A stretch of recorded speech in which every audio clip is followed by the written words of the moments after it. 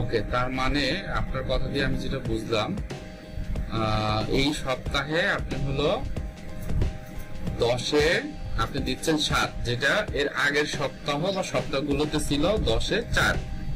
এর অন্যতম কারণ হচ্ছে যে আমরা কি করেছিলাম আগের সেশনগুলোতে, যে therapeutic technique, CBT based technique, অন্যান্য টেকনিক গুলো যেটা ছিল রিল্যাক্সেশন এক্সারসাইজ, সেটা আপনার মনে ছিল কিন্তু এরকম করা হতো না। তারপর আপনার যেটা হবি ছিল বা আপনার যেটা ভালো লাগে সেটা ওই আগে ওগুলো করতেন না। কিন্তু এই সপ্তাহ আপনি যখন আপনার জায়গাতে আসলেন, ঢাকাতে আসলেন, 2 দিন থেকে ছিলেন, 2 দিন থেকে ছিলেন, সেই 2 দিনে আপনি সিবিটি টেকনিক হিসেবে ব্যবহার করেছেন বিইং প্রেজেন্ট, বর্তমানে থাকা 1 নম্বরে। 2 নম্বরে হচ্ছে যখন থটটা আসে তখন আমার বলে টাইম আউট দেওয়া, হ্যাঁ, টাইম আউট দিচ্ছেন বা থট স্টপিং, মানে এখনই চিন্তাটা করবো না, ওসিডির চিন্তা আমি পরে সময় নেব, এইটা। আচ্ছা, আর কোনো টেকনিক কি ছিল এখানে আপনি ব্যবহার করেছিলেন?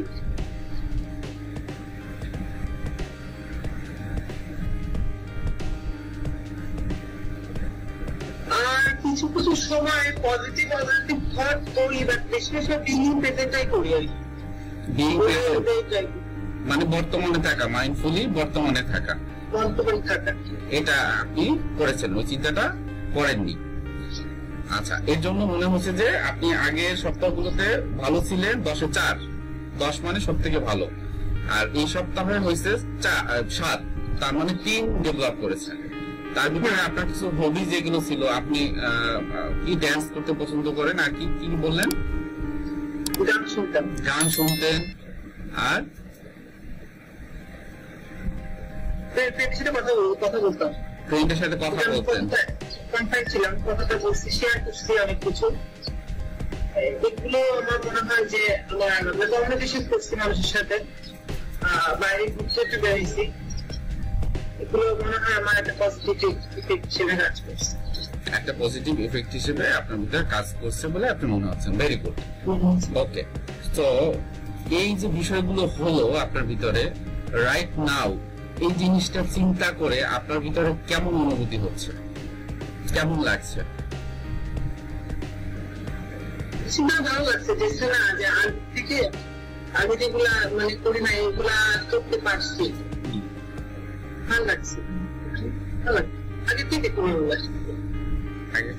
নরমাল লাগছে। ওকে, সো যেটা হলো এর ভিতরে আমরা যেটা দেখি, আপনি প্রথম থেকে শুরু করেছিলেন মোটামুটি অনেক আগে না, আমাদের সেশন শুরু হয়েছিল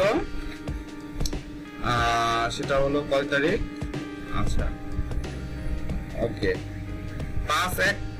5 এখন হলো প্রায় 3 মাস আগে, হ্যাঁ 3 বা 4 মাস আগে, তাই তো? 4 মাস আগে। তারপরে কিছু কিছু সেশন আমাদের গ্যাপ গিয়েছিল, তাই না? গ্যাপ যাওয়ার পর রিসেন্টলি আপনি হলো রেগুলারলি সেশন নিচ্ছেন, এবং মোটামুটি বলা যায় কি যে সপ্তাহে প্রায় 2টোই বলা যায়, নাকি? 2টোই বলা যায় বা 3টা। সো এই কয়েকটা সেশন হওয়ার পর যেটা হলো যে এখন আপনি, আমরা বলি না যে ইনসাইটের জায়গাটা, হ্যাঁ, ইনসাইটের জায়গাটা আপনি দেখেছেন যে কিভাবে আমি নার্চার করতে পারি সেই জিনিসটা ওই থেরাপিউটিক প্রসেসের মাধ্যমে। যেহেতু ওসিডি বা অবসেসিভ কম্পালসিভ ডিসঅর্ডারটা একটা সাইকোলজিক্যাল বিষয়, না? আমাদের ব্রেনে সাইকোলজিটা যেভাবে খাটে সেই অনুযায়ী ওসিডি যে বিহেভিয়ার গুলো বা কম্পালশন গুলো করি। আপনি কি করলেন? CBT technique, relaxation exercise, mindfulness এই প্র্যাকটিস করে অ্যাপ্লাই করে এখন একটা জায়গাতে আসুন যেটা আপনি কমফোর্টেবল, রাইট নাও, ঠিক না? ওকে, সো আপনি আছেন 10-এ 7, তো এই যে পরপর একটা পরিবর্তন, দ্যাটস নাইস। তারপরও আমরা আর যে 3 নেই, সেই 3টা কোথায় আছে, কি চাচ্ছেন? যদি বলি যে কাউন্সিলিং সেশনে আপনি কি চান, কোন বিষয়ে কি কথা বলতে চান?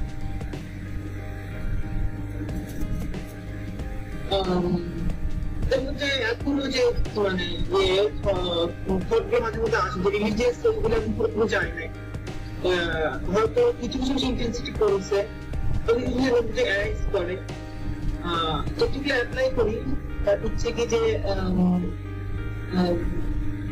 সময় লাগে, যে একদম যখন আসে তখন হচ্ছে মধ্যে ম্যানেজ করতে পারি, একটু সময় দিলে তারপর সিনথেসিসটা কমে। দেখা গেল কি যে কালকে রাতে অনেক হচ্ছে কি যে আমি মেডিসিন খাইছিলাম, সেখানে হচ্ছে যে আমি ঠাকুর বলতে ক্লিন করছিলাম, ক্লিন করে এখন কালারটাই কালারটা রং টং মুছে মুছে হয়তো একই জায়গায় মেডিসিন রাখা রং টং লাগছিল পরে হচ্ছে যেটা হচ্ছে যে ওই মেডিসিন যখন আমি খাইছি আমি ধুয়ে নিয়েছিলাম, এটা খাইছি এবার তো ঠিক না, এটা তো খেয়ে ফেলছি, হ্যাঁ এটা তো ঠিক না, একটু আমার ইয়ে ছিল, খারাপ লাগতেছিল। বাট হচ্ছে যে মানে এটা মানে হয় কি যখন শুরু হয় তখন বেশি খারাপ পারে বা যেটা করি, হ্যাঁ মানে কিছুক্ষণের মধ্যে যে ম্যানেজ করতে পারি না, যেমন একটা যে অ্যারাইজ করবো আমি কিছুক্ষণের মধ্যে ম্যানেজ করে ফেলবো, ওটা হয় না। সেটা হচ্ছে পুরোপুরি হচ্ছে যে ডিসিশনটা করতে চাই। আচ্ছা, সো এখানে একটা জিনিস মাথায় রাখতে হবে, রিলিজিয়াস ওসিডি হোক যেটাই হোক, প্রথম এবং প্রধান যে জিনিসটা যে আমার ধৈর্যটা ধরতে হবে, আমার মনোযোগটা সবসময় যেন অন্যদিকে না যায়, আমার ধৈর্যটা যেন এরকম হয় না হয় যে আমি ধৈর্যটা ধরে রাখতে পারতেছি না। যে কোনো রকমের চিন্তা আমরা যদি বলি চিন্তাটা করব না, তখন ওই চিন্তাটা বারবার আসবে, সুতরাং এটা বলবো না। রিলিজিয়াস ওসিডি থাকুক বা যে ওসিডি থাকুক, ও চিন্তা ওভাবে থাকতে দেন। আমরা কখনো কিন্তু চিন্তার লাগে যুদ্ধ করে পারি না, যে জন্য আমি অনেক ক্ষেত্রে বলি যে ওসিডির সাথে যুদ্ধ করে না, ওসিডির যে লক্ষণগুলো বা ওসিডির যে অনুভূতি সেটাকে আমি ডিজার্ভ করবো, আমি ওটাকে ফিল করব, যেটাকে মাইন্ডফুলনেস বেসড ওসিডি ট্রিটমেন্টে কিন্তু এভাবেই বলা হয়েছে যে ওসিডির সাথে যুদ্ধ করে পারা যাবে না, ওটাকে ফিল করতে হবে। তো এই জায়গাটাতে আপনার জন্য যে মেসেজটা এর আগে আমরা বলেছিলাম, যখন ধর্মীয় ওসিডির কথা আপনার মাথায় আসবে বা যে কোনো ওসিডির কথা, আপনি তো জানেন এইটা আপনি ইচ্ছা করে করতে চান না, তাই না? চিন্তাটা আসে কোথা থেকে? ওসিডির চিন্তা থেকে আসে।